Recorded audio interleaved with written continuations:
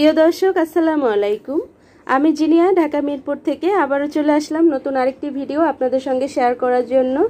কাছে এবং দূরে, দেশ বা বিদেশ, যে যেখান থেকে আমার এই ভিডিওটি দেখছেন, আশা করছি সকলেই অনেক অনেক ভালো আছেন। বরাবরের মতো আবারও চলে আসলাম সহজ একটি রেসিপি আপনাদের সঙ্গে শেয়ার করব বলে। দেখে নিশ্চয়ই বুঝতে পারছেন আজকে আমি আপনাদের সঙ্গে কি শেয়ার করছি।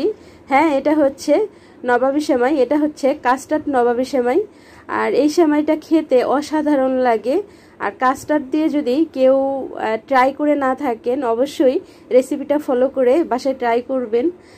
এতটা সুস্বাদু হয় যে কাস্টার্ডের এই নবাবী সেমাইটা আসলে কেউ ট্রাই না করলে মিস করবেন।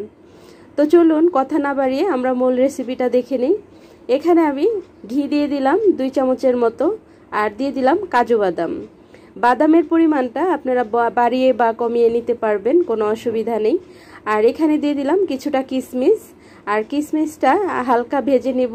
আর কিশমিশটা যখনই দেখবেন এরকম একটু কালার চেঞ্জ হয়ে সাদা সাদা হয়ে গেছে আর একটু ফুলে ফুলে গেছে, তখনই বুঝতে হবে কিশমিশটা আমাদের ভাজা হয়ে গেছে।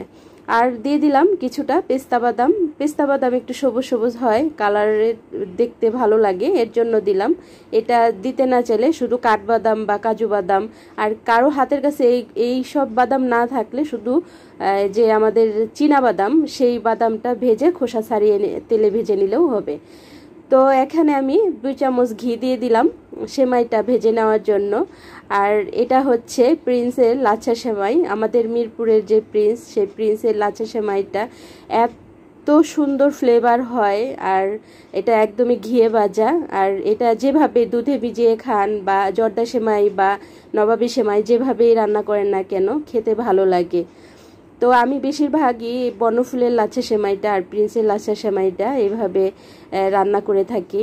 আর এই নবাবী সেমাই বা এই কাস্টার্ড সেমাইয়ের জন্য এই ধরনের সেমাইটাই পারফেক্ট একদম। আর এটা একটু ঝুরা ঝুরা থাকে, তো এর জন্য এই ধরনের সেমাইটা দিয়ে এই কাস্টার্ড সেমাই, নবাবী সেমাই রান্না করতে একটু সুবিধা হয়। তো যাই হোক, এখন ঘিয়ের সাথে সেমাইটাকে কিছুক্ষণ ভেজে নিলাম। এটা যেহেতু ঘিয়ে ভাজা সেমাই, এর জন্য আমি এখানে বেশি ঘি ব্যবহার করিনি। এখানে জাস্ট 2 টেবিল চামচ পরিমাণে ঘি ব্যবহার করেছি। আর হাফ কাপ চিনি দিয়ে দিলাম, আর হাফ কাপ হচ্ছে গুঁড়ো দুধ দিয়ে দিলাম।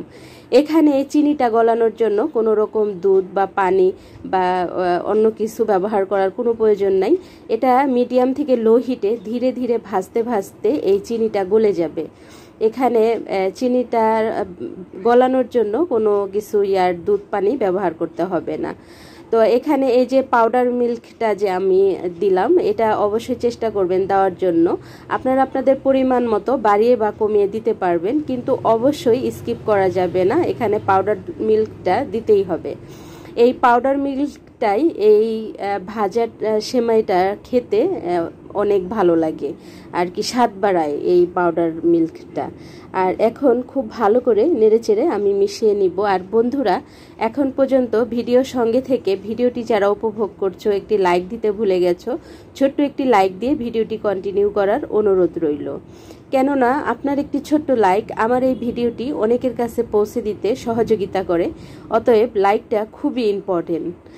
তো এখন আমি প্রায় এটাকে মিডিয়াম থেকে লো হিটে 10 মিনিটের মতো আমি এটাকে ধীরে ধীরে ভেজে নিচ্ছি। আর এটা যখন চিনিটা গলে যাবে আর একটু কালারটাও চেঞ্জ হয়ে খুব সুন্দর একটা ফ্লেভার বের হবে, তখন আমরা এটাকে নামিয়ে নিব। আর বন্ধুরা, যদি আপনাদের সেমাইটা ঘিয়ে ভাজা না হয়, সেক্ষেত্রে ঘিয়ের পরিমাণটা আরেকটু বাড়িয়ে দিবেন, এতে করে এই সেমাইটা খেতে আরও বেশি ভালো লাগবে। তো এখন আমরা এই সেমাইগুলাকেও একটি সাইডে রেখে দিব। আর এই কড়াইটাই আমি আবার খালি করে নিব। আমি ওই যে কড়াইতে সেমাইটা ভেজেছিলাম, সেই কড়াইটাতেই আবার দুধ এখানে দিয়ে দিলাম, আর লিকুইড দুধ দিয়ে দিলাম, আর দিয়ে দিচ্ছি পাউডার মিল্ক। এখানে হাফ কাপ পরিমাণে পাউডার মিল্ক দিয়ে দিলাম, আর দিয়ে দিব চিনি। আর চিনিটা আপনারা আপনাদের স্বাদ অনুযায়ী বাড়িয়ে কমিয়ে দিতে পারবেন। আমি এখানে হাফ কাপ চিনি ব্যবহার করলাম।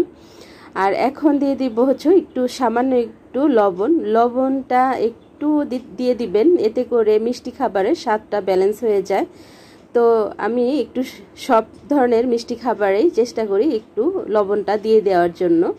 আর এখানে কাস্টার্ড পাউডার দিয়ে দিলাম। আমি এখানে টেবিল চামচ দিয়ে 2 টেবিল চামচ পরিমাণে কাস্টার্ড পাউডার দিয়ে দিলাম। আর এটাকে অনবরত নাড়তে থাকবো। আর অনবরত নাড়তে নাড়তে দেখা যাবে 2-3 মিনিটের ভিতরেই এই যে ক্রিমটা আমাদের এই ক্রিমটা ঘন হয়ে যাবে। আর এখানে আমি আগের থেকেই 1 লিটার দুধ জাল দিয়ে আমি এটাকে 700 গ্রাম করে নিয়েছিলাম। আর অবশ্যই এই ক্রিমটা তৈরি করতে হলে কমপক্ষে 3 কাপ পরিমাণে আপনাদের দুধ দিবেন। 3 কাপ দুধ দিলে আপনাদের এই পারফেক্ট একটা ক্রিম তৈরি হয়ে যাবে। এই ক্রিমটা কমও হবে না, বেশিও হবে না। অতএব 1 লিটার দুধকে সবসময় চেষ্টা করবেন জাল দিয়ে 700 গ্রাম বা 750 গ্রাম করে নেওয়ার জন্য। এতে করে পারফেক্ট একটা ক্রিম আপনারা তৈরি করে নিতে পারবেন। আর ক্রিমে যদি আপনারা কর্নফ্লাওয়ার দিয়ে করেন সেক্ষেত্রে 2 টেবিল চামচ কর্নফ্লাওয়ার দিবেন। আর কাস্টার্ড পাউডার দিয়েও যদি আপনারা এই ক্রিমটা তৈরি করেন সেক্ষেত্রে আপনারা 2 চামচ পরিমাণে কাস্টার্ড পাউডার দিয়ে নেবেন। আর আমার এই কাস্টার্ড পাউডারটা ভ্যানিলা এসেন্স ছিল, ভ্যানিলা ফ্লেভারের ছিল। এর জন্য আমি কোনো রকম ফ্লেভার এখানে ইউজ করিনি। তো আমাদের কাস্টার্ড পাউডারের যে ক্রিমটা একদম পারফেক্ট হয়েছিল আর খেতে অসাধারণ হয়েছিল। আর রেসিপিটা যদি ফলো করে আপনারা বাসায় ট্রাই করেন 100% পারফেক্ট হবে আপনাদের রেসিপিটাও। তো আমি এখানে প্রথমে সেমাইয়ের লেয়ারটা 1 সম পরিমাণে দিয়ে নিয়েছি, অর্ধেকটা সেমাই। আর তারপর আমাদের কাস্টার্ডের যে ক্রিমটা, এই কাস্টার্ডের ক্রিমটা আমরা পুরাটা এখানে দিয়ে দিয়েছি। আর এখন বাকি যে আমাদের অর্ধেকটা সেমাই, সেই অর্ধেকটা সেমাইও আমরা এখানে দিয়ে দিচ্ছি। আর লেয়ারগুলো চেষ্টা করবেন 1 সম পরিমাণে দেওয়ার জন্য। লেয়ারটা যদি 1 সম পরিমাণে হয় এটা দেখতেও যেরকম ভালো লাগে খেতেও সেরকম ভালো লাগে।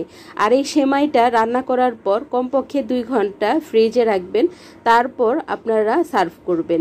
এতে করে এটা একদম পারফেক্ট হবে ক্রিম এবং সেমাইটা। আর সঙ্গে সঙ্গে আপনারা খেতে পারেন, কিন্তু অতটা ভালো লাগবে না। আসলে এই সেমাইগুলা একটু ঠান্ডা ঠান্ডা খেতেই ভালো লাগে।